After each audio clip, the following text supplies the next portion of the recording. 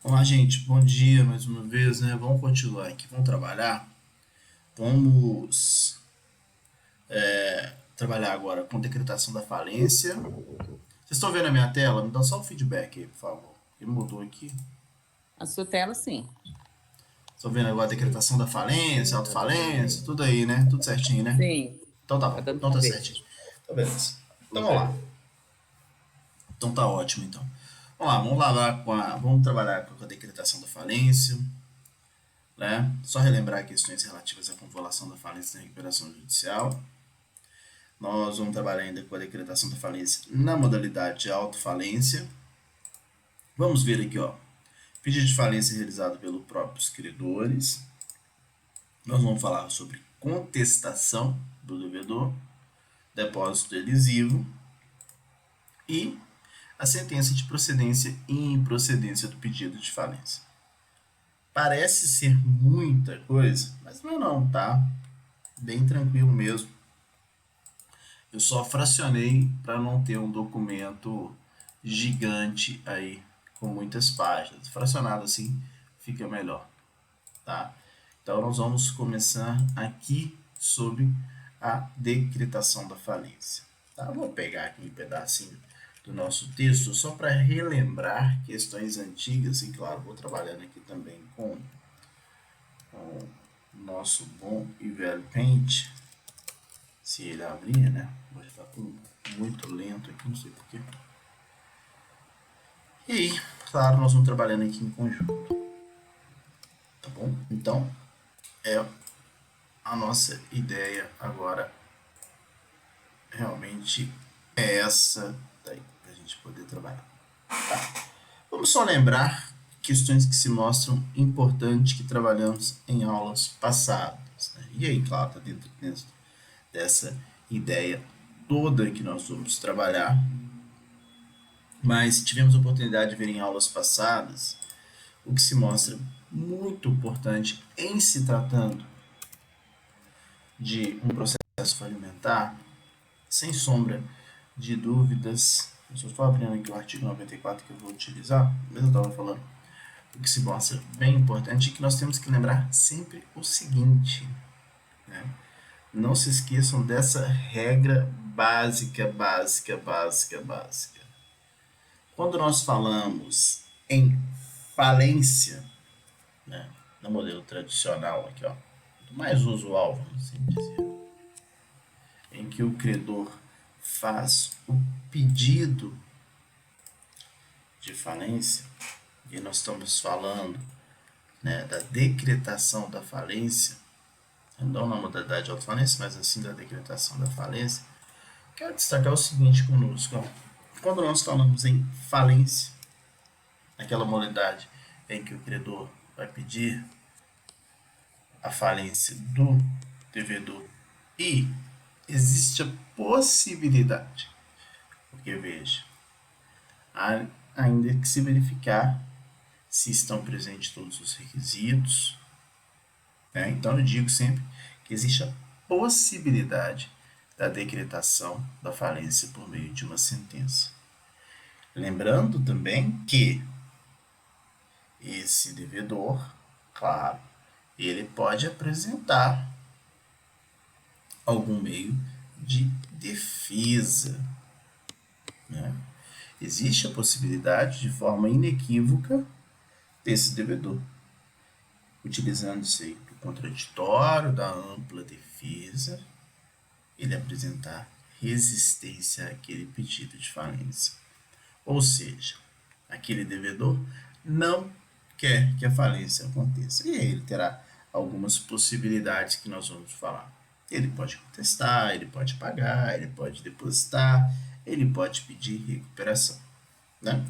Mas veja, o credor pede a falência do devedor e aí essa sentença de decretação da falência pode acontecer ou não. Daqui nós extraímos algumas situações que se mostram muito importantes. Primeira delas, credor. Qualquer credor pode pedir falência? Existe algum requisito para que esse credor possa pedir a falência do devedor? E se existem, ou se existe um requisito, ou existem requisitos, quais são eles? Nós temos sempre que destacar, né, que existem sim esses requisitos que nós vamos trabalhar. Já tivemos a oportunidade de trabalhar e vamos rever. Mas ainda, fazendo essa análise, que se faz necessária aqui para a gente fazer uma análise crítica relativa a essa falência, e o devedor? O devedor pode ser qualquer pessoa? Quem que vai falir? Essa é a grande pergunta. Quem é essa pessoa que pode falir? Esse é o nosso devedor. Já tivemos a oportunidade de esgotar mesmo. E a terceira pergunta que deve ser feita, olha o tanto que é importante. A partir de qual momento alguém é declarado, a partir de qual momento que existe a decretação de uma determinada falência. Então, alguém pode ser considerado falido. Isso também se mostra muito importante. Tá? E aí, claro, para que nós possamos fazer essa análise, nós temos que entender o seguinte, sempre. Olha, o credor, para poder pedir falência, para poder pedir a falência do devedor, esse primeiro aspecto aqui, há que se destacar o seguinte. Esse credor, se ele for empresário, o credor, olha, estou falando do credor. Se o credor for empresário, ele tem que ser um empresário regular. O que significa ser um empresário regular? Ele tem que estar registrado. E como ele é empresário, se o credor for empresário, o registro se faz necessário perante as juntas comerciais. Bom, estou chamando atenção, veja, que o credor, se ele for empresário, ele tem que estar regular. Não estou falando do devedor, porque nós sabemos que o devedor, diferentemente do que acontece com a recuperação judicial, o devedor pode sim estar irregular. E se ele for uma pessoa jurídica, já tivemos a oportunidade de ver que e vamos reforçar essa ideia nas próximas aulas, em que esse devedor, se ele estiver irregular, o grande problema, se ele for uma pessoa jurídica, é que aquela pessoa que constituiu os efeitos da falência vão atingir aquela pessoa. Né? Então, o devedor pode ser irregular. Lá na recuperação judicial, o devedor tinha que ser regular, mas aqui na falência, o devedor irregular pode falir também. Tá bom? Além de ser esse credor, se for empresário, tem que estar regular, ele tem que preencher um dos quatro. Desculpa, eu ia falar 94 e acabei falando dos quatro, mas são quatro não. Ele tem que preencher pelo menos um dos três requisitos, 3 e não 4, foi um equívoco aí, peço perdão, presentes lá. Agora sim, no artigo 94 da nossa lei de falência, que trata sobre a chamada insolvência jurídica. Então, essa insolvência não é uma insolvência econômica, e sim uma insolvência jurídica. O que é essa insolvência jurídica mesmo? Olha, são critérios objetivos que, uma vez preenchidos, dão ensejo que o credor peça a falência do devedor.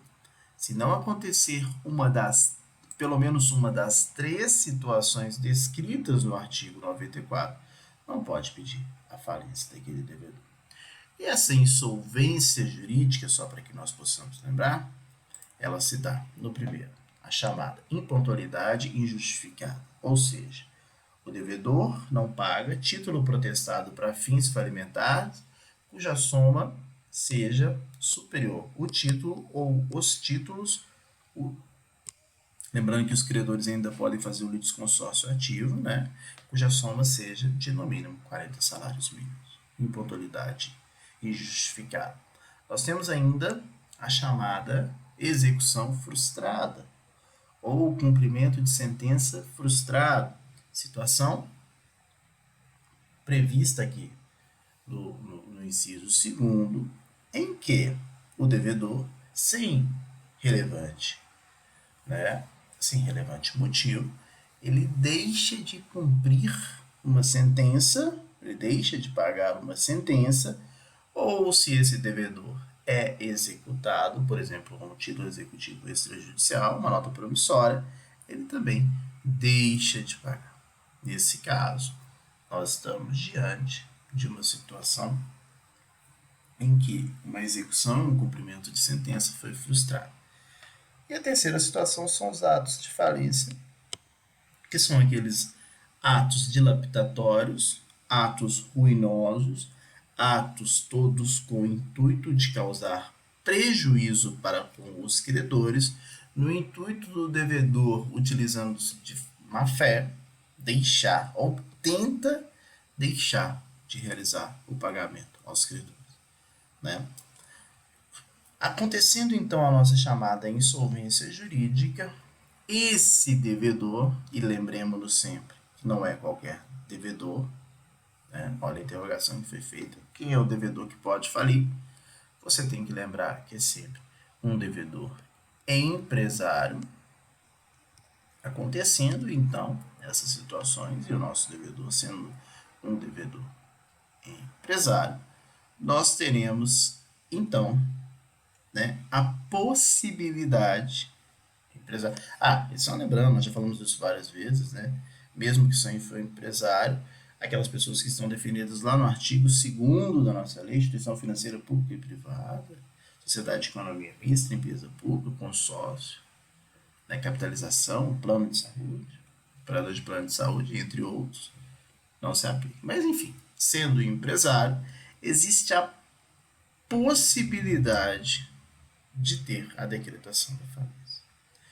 E aí, se mostra muito importante que nós façamos a seguinte análise, né? Veja, o credor, vou colocar aqui assim, o credor vai perante o juízo do principal estabelecimento, artigo 3º, não nos esqueçamos dessa informação, né? Pedindo a falência, eu ia colocar empresário, mas não vou colocar devedor, pedindo a falência do devedor. Veja, esse devedor, olha só, o credor pede ao juízo a falência do devedor. Olha a importância do que eu vou te falar. Esse devedor possui não um título, ele possui 30 títulos protestados, né, cuja soma desses 30 títulos ultrapassa muito 40 salários mínimos. Veja, então 30 títulos protestados cuja soma ultrapassa lá os 2 milhões de reais. Tá? Existe a chamada insolvência jurídica, porque os títulos, vários desses títulos, dos 30 títulos aqui, inclusive tem protesto para fim falimentar. Tá? Muito bem. Diante disso, é um devedor contumaz. Esse devedor, ele deve para o fisco. Então, também ali tem um valor expressivo para de débitos com o fisco. Além disso, é sabedor que esse devedor ainda existem alguns processos trabalhistas. Ainda em relação a esse devedor, existem dívidas não pagas lá em fase de cumprimento de sentença. Ou seja, é claro que você analisando esse aspecto desse devedor, você tem ali a nítida impressão de que esse devedor é ou vai ser ou já foi no passado alguém que está falido. Mas você tem a nítida impressão de que ele está falido. E até popularmente utiliza-se essa expressão, determinada pessoa faliu, está com muita dificuldade, aquele ali já faliu. Cuidado com essa afirmação. Mesmo que ele tenha lá, os 2 milhões de reais com títulos protestados, mesmo que ele tenha vários débitos perante ao fisco, mesmo que ele tenha lá sentenças não cumpridas, as questões trabalhistas que estavam aqui, mesmo que ele esteja assim, diante de uma inadimplência geral, vamos dizer assim, uma inadimplência geral, você não pode alegar, você não pode afirmar que esse devedor está falido ou é um falido. Por que que não? Porque é fundamental que você entenda isso daqui, olha. Só existe falência a partir do momento em que há uma sentença que decreta a falência. Então, se alguém contar uma história para você e dizer que alguém está falido, você tem que virar para ele e falar assim: ó, realmente está falido? Quando é que foi publicada a sentença que decretou a falência? Né? Alguém só pode ser considerado falido, né? Só pode ser considerado falido se tiver essa sentença. Se não existir essa sentença, essa pessoa não pode ser considerada como um falido. Ele pode ter uma insolvência jurídica, ele pode ter até uma insolvência econômica, lembrando que a insolvência econômica é difícil de ser verificada porque tem que adentrar aos meandros aí da contabilidade do devedor e que nós sabemos que tem o seu sigilo, né? Então, para que nós tenhamos para que alguém possa ser considerado falido, ou para que nós tenhamos um estado de falência, né, nós temos que entender da necessidade da existência prévia de uma sentença. E aí, eu quero destacar o seguinte: falência não é uma fase, fase eu me expressei errado. Falência não é um estado, eu acabei falando de estado de falência, mas estava equivocado, veja. Falência não é um estado, não é um elemento fático. Aqui vai ficar melhor, olha, não é um elemento fático. Acho que assim fica melhor. Não entenda como a falência como algo, né, fático.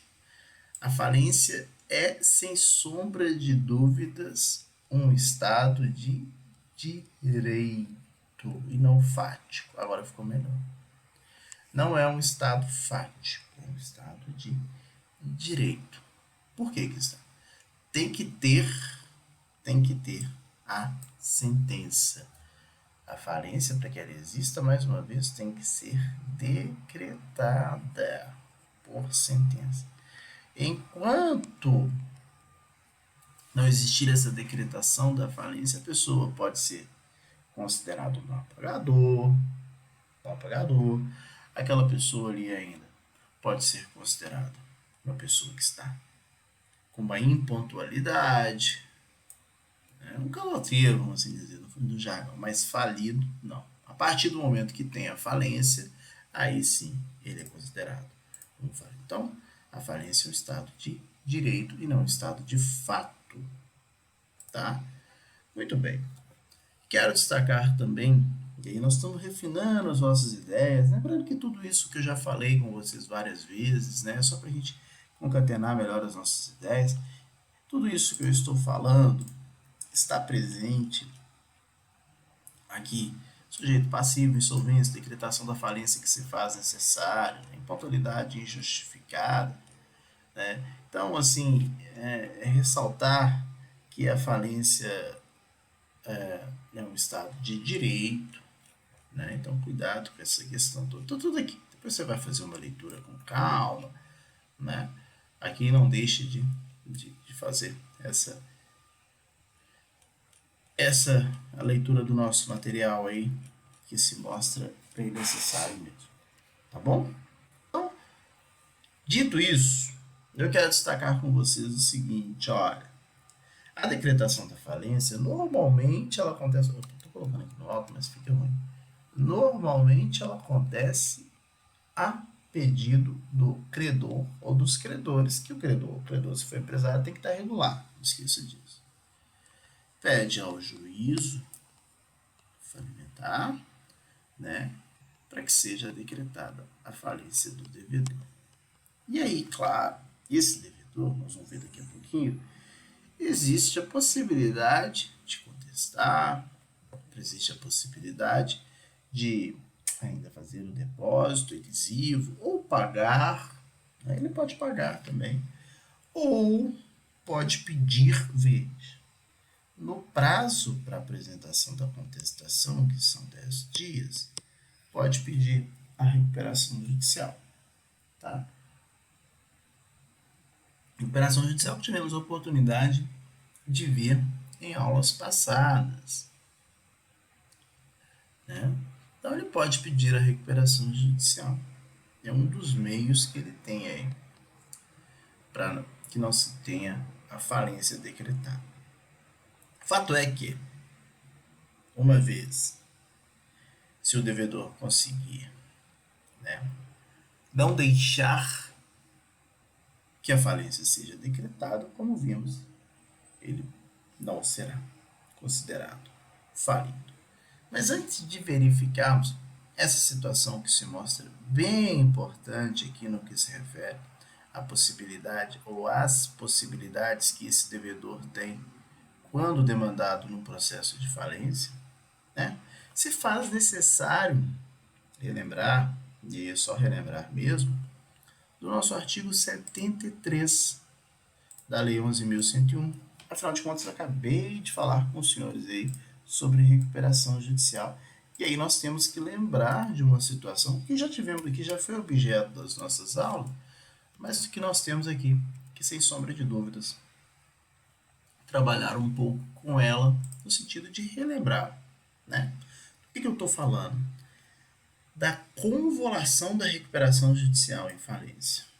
Ou seja, eu estou falando da situação, não é, veja, olha a diferença. Não é aquela situação clássica em que o credor pede ao juízo a decretação da falência do devedor e o devedor vai apresentar, né, uma das possibilidades de resistência àquele pedido de falência, ou não vai fazer nada também, vai deixar para ser decretada a falência. Não, não é essa a situação. É diferente, olha o que eu estou falando agora. É aquela situação, olha, o devedor, lembra? O devedor, ele foi ao juízo, preencheu todos os requisitos, ele foi ao juízo, preencheu todos os requisitos, e o juízo mandou processar a recuperação judicial. Mandando processar a recuperação judicial, foi ouvida a Assembleia Geral de Credores, ou nem precisou ouvir a Assembleia Geral de Credores. Fato é que, apresentado o plano perante esse juízo, fato é que houve a concessão da recuperação judicial. Tá lembrado? E aí, com a concessão da recuperação judicial, essa concessão da recuperação judicial, a recuperação judicial, ela terá uma vigência de 2 anos. Ao término dos 2 anos, nós teremos o encerramento. Então, temos a concessão da recuperação judicial e o encerramento da recuperação judicial. Lembrando que, nesse intervalo, olha só, o que se faz importante. Nesse intervalo de 2 anos, se houver o descumprimento da recuperação judicial, o que pode acontecer? O que vai acontecer? Convolução em falência. Ou seja, a transformação da recuperação judicial em falência. Né? Então, até mesmo a pedido dos credores ou de ofício pelo juízo, avisado pelo administrador judicial, se houver o descumprimento, nós temos aí a convolução, não será decretada uma sentença de falência. Tá? Então, a recuperação judicial pode se convolar em falência. Além disso, desde o processamento da recuperação judicial, eu disse aqui que houve uma Assembleia Geral de Credores, ou os credores nem se manifestaram, aí que houve a concessão da recuperação judicial. Mas nós sabemos que os credores podem não aceitar a recuperação judicial. Não aceitando o plano sendo recusado, inclusive, e os credores não realizando um plano alternativo de recuperação judicial, isso, ou se não for aceito também, né? O que nós temos também, mesmo que não seja dentro desse intervalo de 2 anos, aquela recuperação judicial vai ser convolada em falência. Né?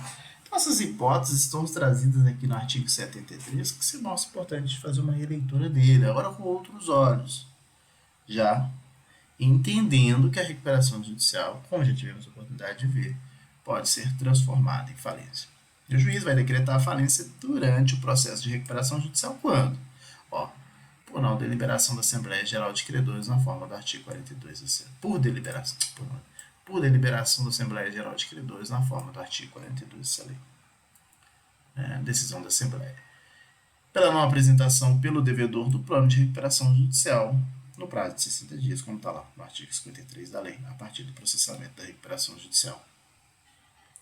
Quando não aplicado o disposto parágrafo 4º, 5º e 6 do artigo 56, plano alternativo pelos credores, ou rejeitado o plano de recuperação judicial proposto pelos credores na forma do artigo 7º, do artigo 56 ou 58A dessa lei. Por descumprimento de qualquer obrigação assumida no plano de recuperação judicial, na forma do parágrafo 1º do artigo 61 dessa lei. Por descumprimento do parcelamento referido no artigo 68 dessa lei, ou transação prevista no artigo 10º, alínea C, letra C, da Lei 10.522, de julho de 2002. Quando identificado o esvaziamento patrimonial do devedor, que implique liquidação substancial da empresa ou prejuízo dos credores não sujeitos à recuperação, inclusive as fazendas públicas. Então nós tivemos a oportunidade já, e se faz importante relembrar essas questões relativas, só para reforçar a ideia de que a forma que nós temos mais usual é o credor pedindo ao juízo a falência do devedor. Mas lembre-se que se o devedor pediu a recuperação judicial e se aconteceu uma das situações do artigo 73, a recuperação judicial será convolada, será transformada em falência. Tá bom? Além, é claro, dessa forma tradicional que nós temos de o credor pedir a falência do devedor, além do devedor, no processo de recuperação judicial, ter a possibilidade de convolução e falência, veja o que eu vou trazer para você agora. Existe olha, cuidado com o que eu estou falando, observação, o dever, veja só, não é uma possibilidade, é um dever, é uma obrigação, portanto, desse devedor pedir a falência perante o juízo se ele, devedor, souber ou entender, ou se o devedor estiver diante de uma situação da chamada insolvência econômica. Então, vejam só. Ficou difícil econômica aqui. Deixa eu escrever aqui só um minutinho. Não melhorou não, mas tentei. Veja, então aqui, ó. Existe a possibilidade, existe não, né? Possibilidade. É dever, é uma obrigação desse devedor pedir ao juízo falimentar a sua falência quando ele, devedor, estiver em insolvência econômica. Verifique, perceba que aqui na modalidade que eu estou falando, é essa modalidade que também está no nosso material aí, é a decretação da falência na modalidade de autofalência. Então, veja o seguinte, quando nós estamos aqui nessa modalidade de autofalência, é um dever, uma obrigação desse devedor, que ele faça o pedido da sua falência perante o juízo. E aqui não se exige, claro, a chamada insolvência jurídica, impontualidade justificada, execução frustrada ou ato de falência, não. Aqui o que se exige, veja, é a chamada insolvência econômica. E por que se exige a insolvência econômica?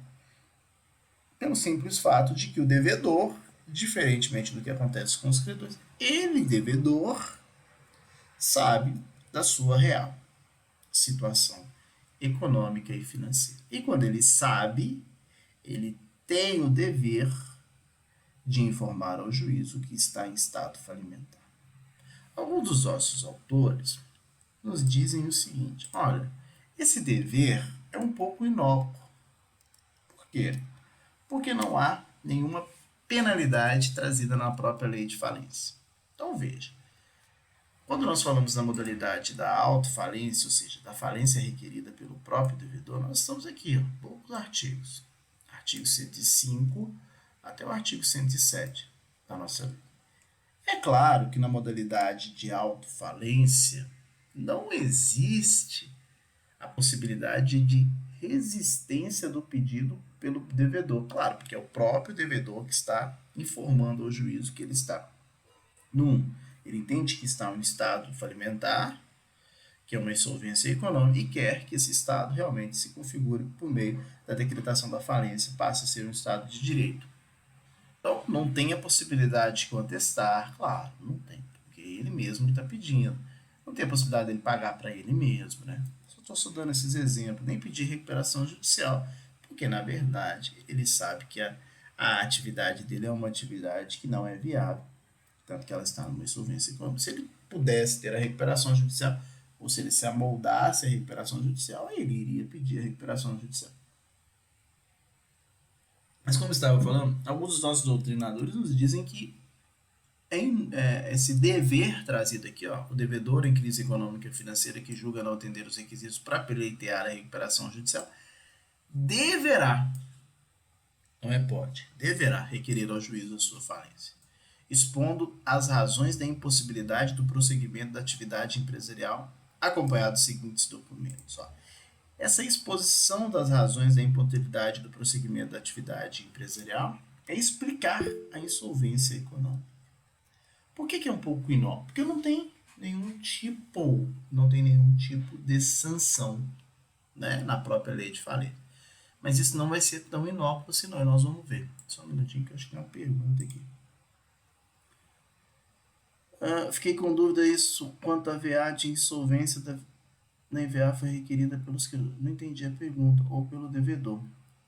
Fiquei com dúvida sobre isso quanto à VA. A insolvência da VA. Qual VA, por favor? Porque eu não lembro, tem tanto tempo. Teve a VA 3 e teve a VA 4 agora. Eu não lembro do caso. Eu teria que olhar. A VA 4 é o vídeo que está sendo feito. Deve ser a VA 13, né? Aí tem que verificar. Não, eu não lembro. Eu olho daqui a pouquinho. Tá? Eu tenho que abrir a VA. Não lembro do caso, não. Mas eu já olho, já. Só um minutinho. Então, veja. Esse dever aqui, como estava dizendo aqui, ó, alguns doutrinadores que nos dizem que ele é um pouco inócuo. Para poder pedir a recuperação judicial, é que eu li recuperação aqui, desculpa. Para poder pedir essa falência pelo próprio devedor, tem que juntar alguns documentos. Demonstração contábeis dos 3 últimos exercícios, confeccionados explícitos, realização societária, como balanço patrimonial, demonstração dos resultados do último exercício e dos acumulados, relatório e fluxo de caixa. Claro, tem que ter relação nominal dos credores, endereço, importância, natureza, classificação, relação dos bens e direitos que compõem o ativo, estimativa do valor e documentos comprobatórios de propriedade, prova de condição de empresário, contato social ou estatuto em vigor, se não estiver todos sócios, livros obrigatórios, documentos contábeis, relação dos seus administradores nos últimos 5 anos, com os endereços para que se possa verificar questões relativas à responsabilidade. Tá? Então, são os documentos básicos da falência mesmo, que, uma vez decretada a falência, o devedor tem a obrigação de apresentá-lo, né? E se ele não apresentar, o administrador judicial vai buscá-los, né? Então, nós teremos a oportunidade de verificar essas questões aqui também mais à frente. Mas aqui na autofalência é isso. Eu estava te dizendo, esses aqui são os documentos para que se peça uma autofalência, o próprio devedor pedindo a sua falência, né? Mas o que eu quero dizer, o que se mostra muito importante, é que essa questão de ser um pouco inócua em relação à autofalência, esse dever de pedir a própria falência essa obrigação, o devedor pedir essa falência, tem sim consequências jurídicas gravíssimas, né? Ou seja, a primeira delas está aqui, ó, súmula 435 do STJ de 2010, que trata de execução fiscal. Veja o que diz aqui, ó. Responsabilidade solidariedade da empresa que deixa funcionar em seu domicílio fiscal, né? Ou seja, aquela empresa que tem a chamada dissolução irregular, existe essa presunção de responsabilidade. O que nós temos? O redirecionamento da execução fiscal para o sócio-gerente, para o administrador, né? CTN 135, da Lei 6.830 de 1980. Olha o que é importante, olha só para você ver.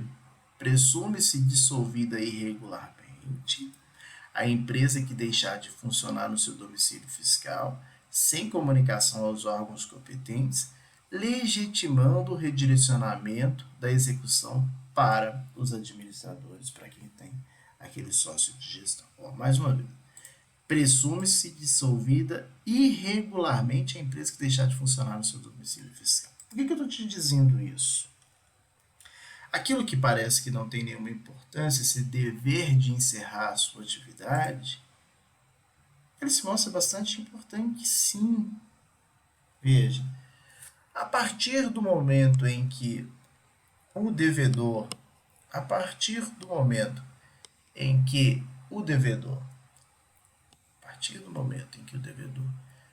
pede a sua própria falência na modalidade de autofalência, né?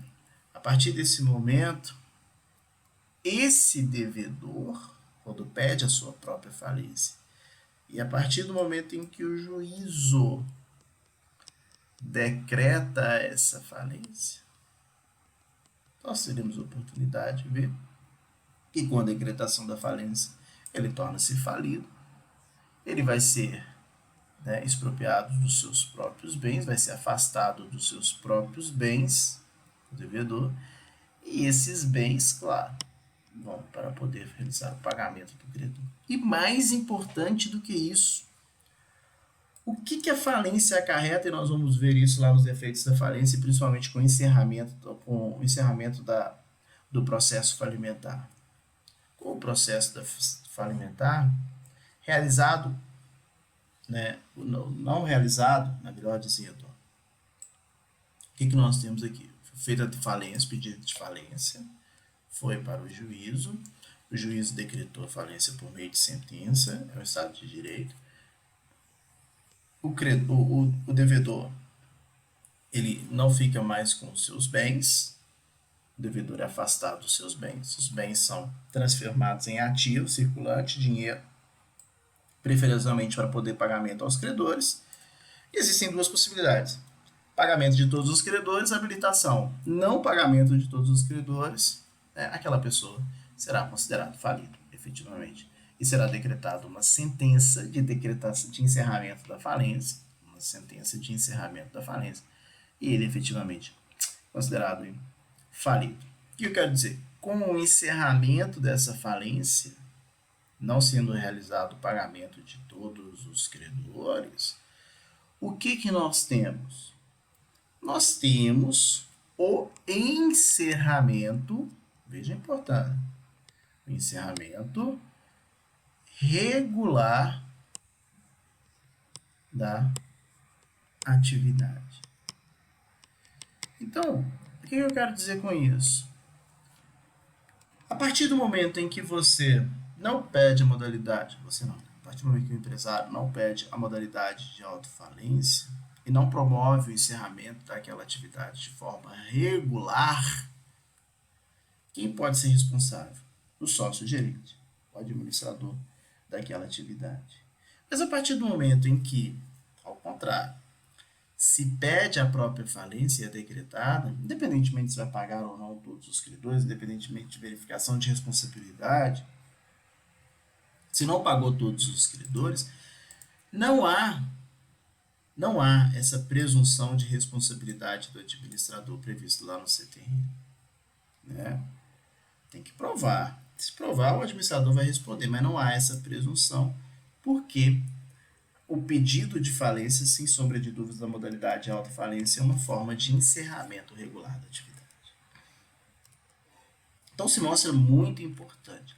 Além disso também, é importante destacar sempre, é importante destacar sempre que, da mesma forma, não se promover o encerramento regular da atividade, baixar as portas, sumir, né, não promover a liquidação da atividade econômica, o seu encerramento perante a junta comercial ou não promover a modalidade de autofalência também dá ensejo à desconsideração da personalidade jurídica.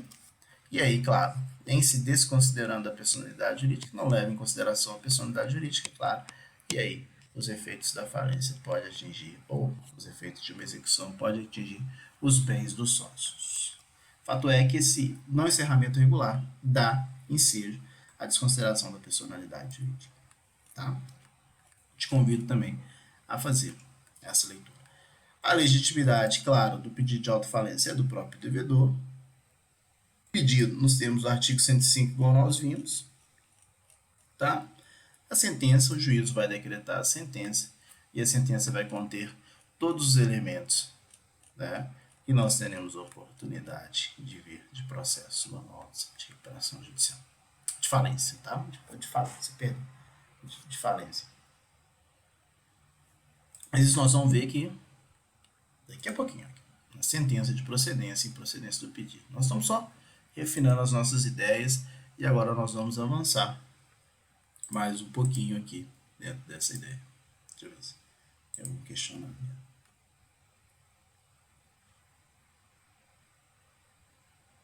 Ah, tá. Na VA que façamos um plano de recuperação estratégia diante da insolvência jurídica de alguma empresa. Então, na VA de hoje, você está fazendo um plano, né, de recuperação, de estratégia. Quando você faz esse plano de recuperação, você tem conhecimento, né, sem sombra de dúvidas, da insolvência econômica. Pode existir insolvência jurídica? Pode. Pode estar com impontualidade justificada, pode ter título protestado, pode não ter feito pagamento de uma execução, né? Mas o próprio devedor, ao pedir a recuperação judicial, ele está confessando uma insolvência econômica, mas ele diz para os credores o seguinte: mesmo que eu esteja aqui com uma insolvência econômica nesse momento, eu vou conseguir pagar porque a atividade é viável, e aí é todo aquele espírito da recuperação judicial, né? Então, aqui na recuperação judicial, o próprio devedor, ele tem sim esse conhecimento da insolvência econômica, porque aí o devedor funciona dessa forma, ele sabe dessa insolvência econômica, né? Diferente da insolvência jurídica. A insolvência econômica, quem sabe sobre ela realmente é o próprio devedor. A insolvência jurídica, só lembrando rapidamente, ela foi criada porque são critérios objetivos para que o credor possa pedir a recuperação, a falência do devedor, possa pedir a falência do devedor, né? São critérios objetivos, mesmo porque o credor não tem como, né, mais uma vez reforço essa ideia, o credor não tem como verificar regra geral, né? Qual é a real situação econômica do devedor, ou seja, em outras palavras, o credor não tem como verificar se o devedor possui uma insolvência econômica, mas o devedor sim tem a obrigação de tratar desse aspecto, ok? Depois só dá um ok aí ou não para a gente poder verificar realmente aí se era esse a pergunta aí, tá? Opa. Ah, então tá jóia. Ótimo. Beleza. Então vem aqui. Nós estamos falando agora, né, dando continuidade, nós vimos as possibilidades todas já. É isso que se mostra importante. Nós temos aqui a possibilidade, né, da falência pedida pelo credor. Nós vimos a falência em decorrência da recuperação judicial e vimos também a chamada autofalência, né? Veja só, diante disso, nós vamos dar continuidade no processo de falência e nós vamos utilizar a modalidade mais comum, ou seja, o credor pede a falência do devedor perante o juízo, e aqui é que se mostram elementos importantes para nós. Essa falência não é decretada de forma automática, ou seja, acontecendo uma das hipóteses do artigo 94, impontualidade injustificada, execução frustrada ou ato de falência, não é automática a decretação da falência por sentença pelo juízo. Não, não é. Há a possibilidade do exercício do compra-defesa, do contraditório, há a possibilidade do devedor quitar com as suas próprias obrigações. Isso aí é de forma inegável. E, para tanto, nós vamos verificar isso, né, a partir aqui, ó, do artigo 98 da nossa lei. Tá? Aqui, ó, podem requerer a falência. Só 97 anos. Para só reforçar o que eu tinha falado. O próprio devedor, o cônjuge sobrevivente, herdeiro ou inventariante, em tratando-se de empresário individual, o cotista ou acionista do devedor na forma do ato constitutivo, em se tratando de sociedade, qualquer credor. Tá? Mas artigo 98. Citado, o devedor poderá apresentar contestação no prazo de 10 dias. Né? Nos pedidos baseados nos incisos 1º e 2º do caput do artigo 94 dessa lei, o devedor poderá, no prazo de contestação, veja, acompanhe aqui comigo, depositar o valor correspondente ao total do crédito, acrescido de correção monetária, juros e honorários advocatícios, em hipótese em que a falência não será decretada e, caso julgado procedente o pedido de falência, o juiz ordenará o levantamento do valor pelo autor. Então vamos aqui. No prazo de contestação, 10 dias, o que pode ser feito? Pode ser feito depositado o valor correspondente ao total do crédito, acrescido de correção monetária, juros e honorários advocatícios.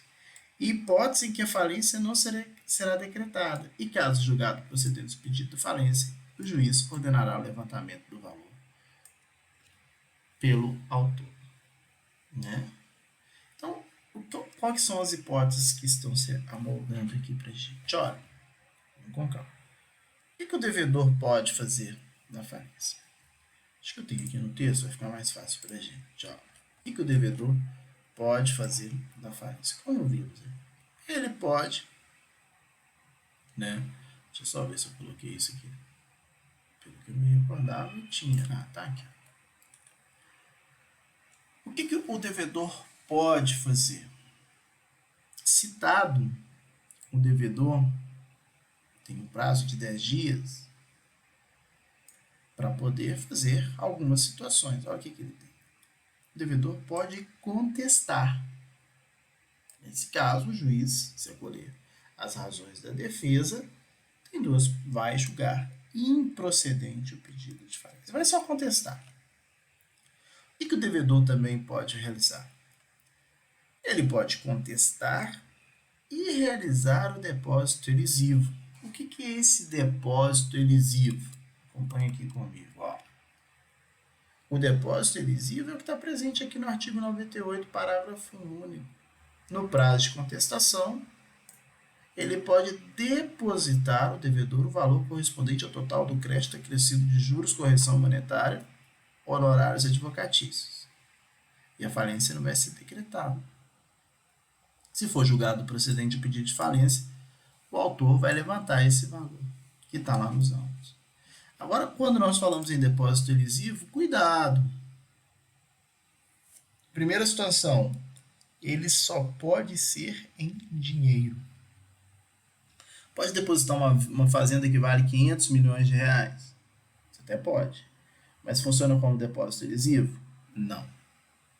E desde que a dívida seja de 50 mil. Estou dando essa desproporcional. A dívida de 50 mil, a falência vale 500 milhões de reais. Não. Tem que ser em dinheiro, acrescido de juros, correção monetária e honorários advocatícios. Correção monetária, juros e honorários advocatícios. Nesse aspecto, se tiver esse depósito, olha, por que chama depósito elisivo? Porque vai elidir a falência, não vai deixar que ela aconteça. Né? Então, não será decretada a falência. Realizado esse depósito elisivo, a falência não será decretada.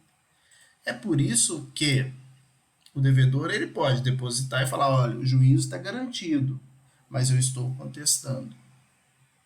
A partir do momento em que ele contesta, as razões da sua defesa, da sua contestação, podem prevalecer. Sendo certo que se a tese da defesa prevalecer, vai ser julgada improcedente. Aí aquele valor que estava depositado vai para as mãos, volta para as mãos do devedor, porque foi improcedente. Agora, se o pedido for julgado procedente, ou seja, se existia realmente o motivo para a decretação da falência, ela não vai ser decretada, porque o valor será liberado para o autor. Quem que é o autor? O credor. Né? Não vai ser decretada a falência. Por que não vai? Porque tem o depósito.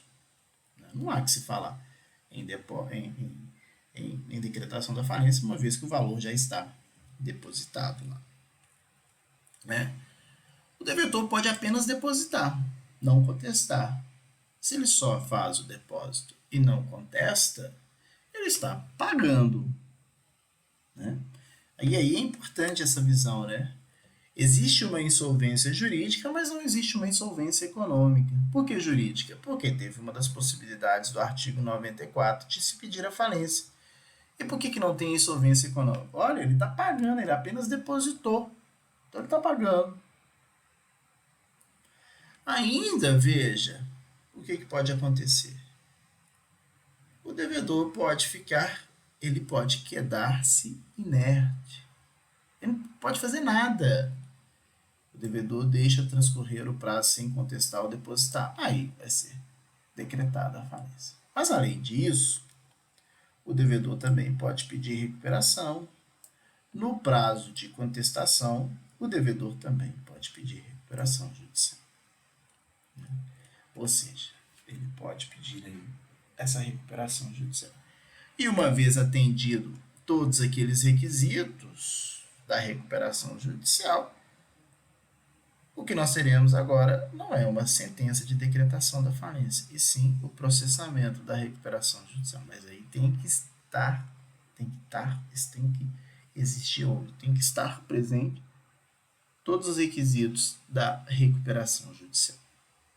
Tá? Então essas são as situações clássicas que nós temos.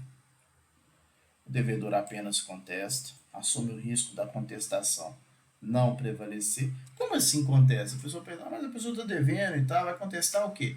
Olha, você tem que lembrar que o título pode ser frio, a duplicata pode ser simulada, pode ter um defeito no protesto, o protesto pode não ter sido feito para fins falimentares, a dívida já pode estar paga, pode haver uma desavença comercial, enfim, existem várias situações que dão esse sítio. Então, ele pode apenas contestar, ele pode contestar e depositar, hipótese que não será decretada a falência. Ele pode apenas depositar, claro, também não é decretada a falência. Ele pode deixar o prazo passar, aí será decretada a falência. Ou o devedor pode pedir recuperação judicial, né? Então, essas são situações aí em que nós temos da possibilidade, né, dessa ideia de apresentação de defesa pelo próprio, pelo próprio devedor. Só reforçando, justamente, aqui eu venho falando só de insolvência jurídica, de controlidade de execução frustrada, é isso mesmo. É só reforçando essa ideia de que a decretação da falência não é automática. Existe sim a possibilidade inequívoca do devedor ou de depositar ou de pedir recuperação judicial, né?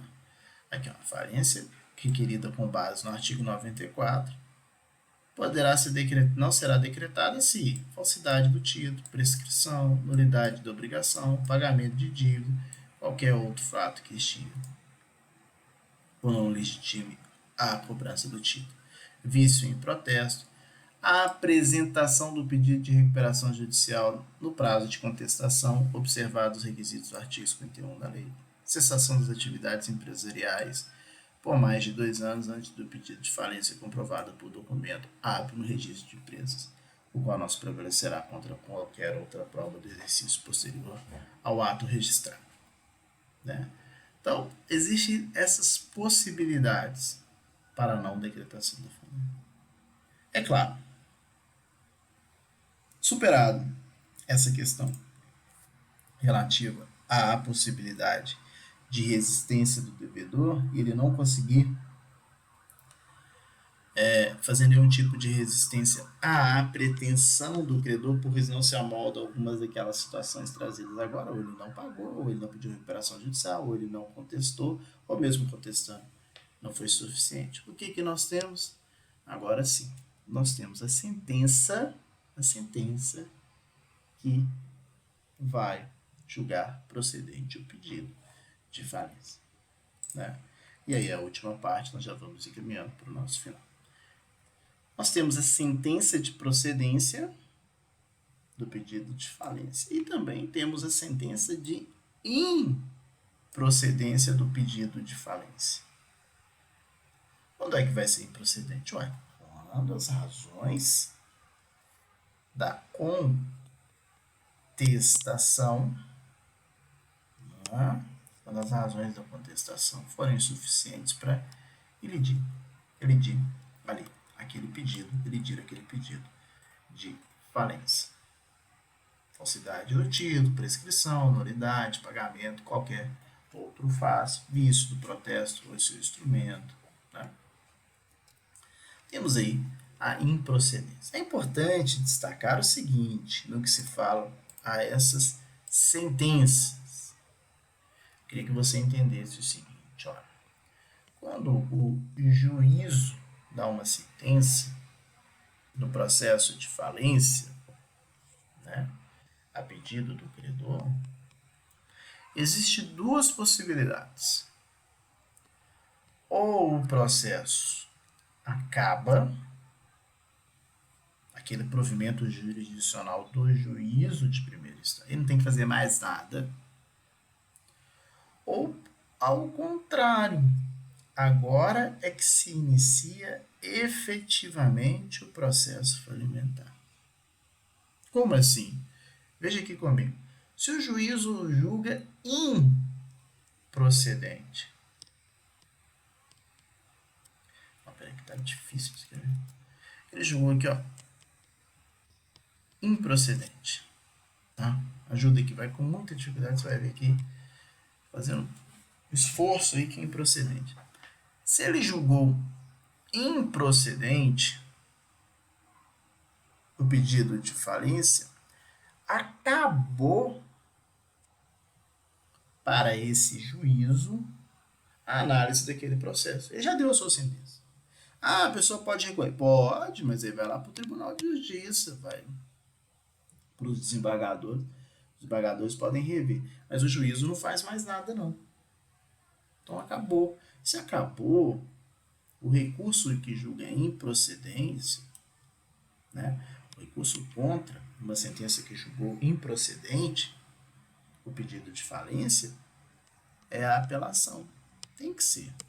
Porque aí agora tem um efeito devolutivo, quem vai ver isso é o tribunal. Mas olha o que eu te falei. O recurso que julga procedente, o juízo não termina a sua atuação jurisdicional. Muito pelo contrário do que eu te falei. Agora que começa, efetivamente. Por quê?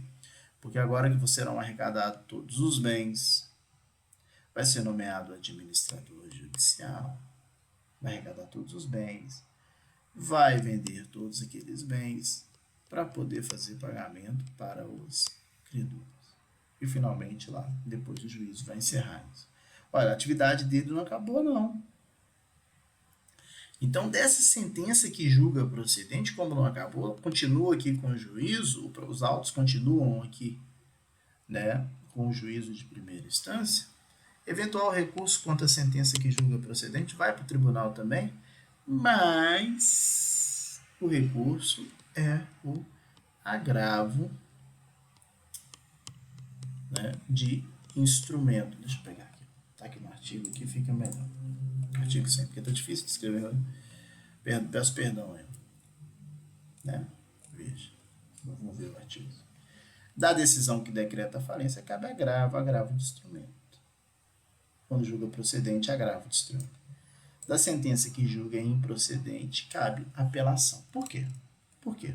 Acabou o provimento jurisdicional do juízo, né? E quando nós temos aqui a procedência ao contrário, né, continua ainda todo o processo de fato. Então, cuidado, isso é muito pedido, muitas vezes, e é tão simples, mas a gente acaba confundindo. Da decisão que decreta, agravo de instrumento, que julga improcedente, vai caber apelação. Tá? A sentença que julgar procedente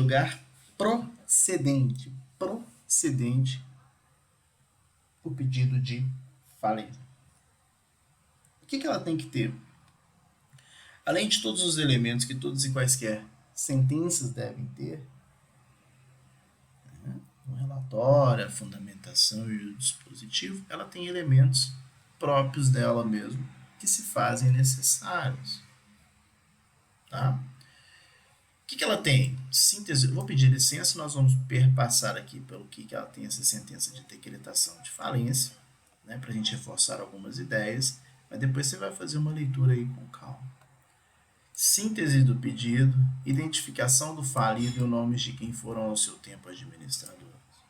Você tem síntese do pedido, quem é o devedor, o falido, quem foram os seus administradores, justamente para poder verificar questões relativas a responsabilidades.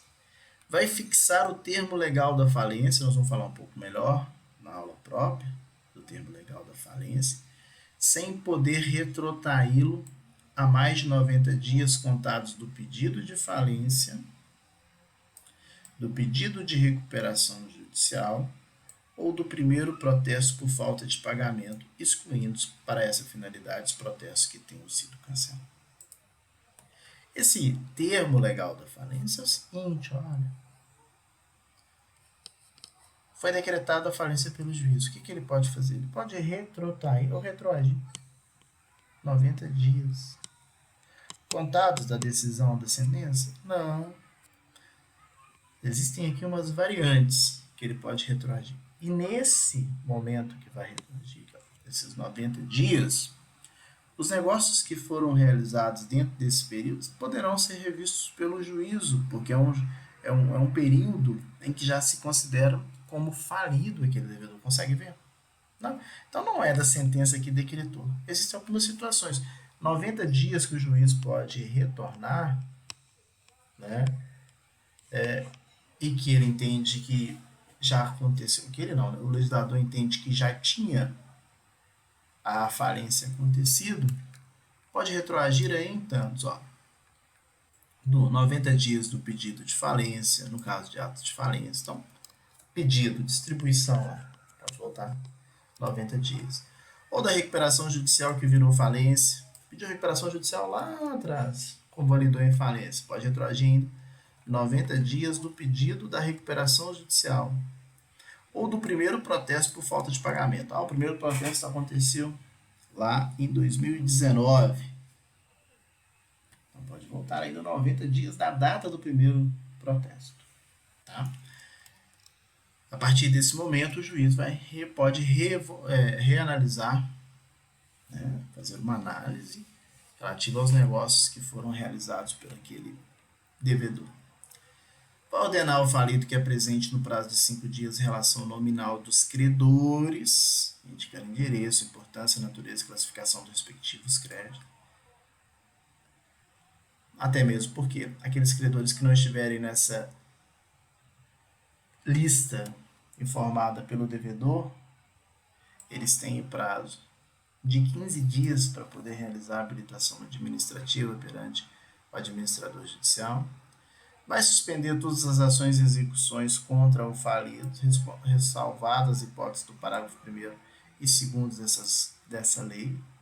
Questões líquidas ainda continuam, questões trabalhistas continuam ainda no seu juízo de origem. Proibirá a prática de qualquer ato de disposição ou oneração dos bens, submetendo preliminarmente à autorização judicial e do comitê, se existir, ressalvado os bens cuja faça parte de atividades normais do devedor, se autorizada a continuação provisória. É aquela ideia. Imagina que se trata de uma distribuidora de carnes. Vai lacrar as portas simplesmente? Pô, aquele produto ali é perecível, né? Então, provavelmente, o juiz vai autorizar vai dar uma continuação provisória para aquela atividade. Autorizar uma continuação provisória para aquela atividade. Vai determinar as diligências necessárias para salvaguardar os interesses das partes envolvidas. Pode, inclusive, ordenar a prisão preventiva do falido ou dos seus administradores. Do falido, se for pessoa natural, tem como prender uma pessoa jurídica, né? Ou dos administradores, quando requerido com provas de prática de crime definido dessa lei. Vai ordenar o registro público de empresa e a Secretaria Especial da Receita Federal que proceda à anotação de falência no registro devedor para que conte a expressão falido, né, a data de decretação da falência e a sua inabilitação. Nomeará o administrador judicial que desempenhará suas funções na forma do inciso 3, capítulo 22, sem prejuízo do artigo 35.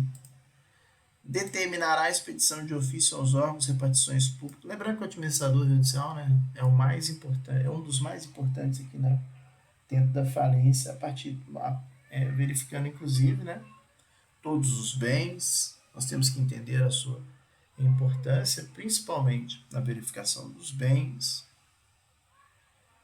na relação de quem são os credores, na venda dos bens para pagamento dos credores. O administrador judicial, ele tem uma importância muito grande aqui na falência. Expedição de ofício aos órgãos de repartições públicas e outras entidades para que informe a existência de bens e direitos do falido. Vai pronunciar a respeito da continuação provisória das atividades do falido com o administrador judicial ou da lacração dos estabelecimentos. Lembra lá que eu te falei que pode ter lá, né, uma atividade que é, por exemplo, uma distribuidora de carne, né? Pode ser que tenha ali a venda dos bens nessa continuação provisória, justamente para não se perecer.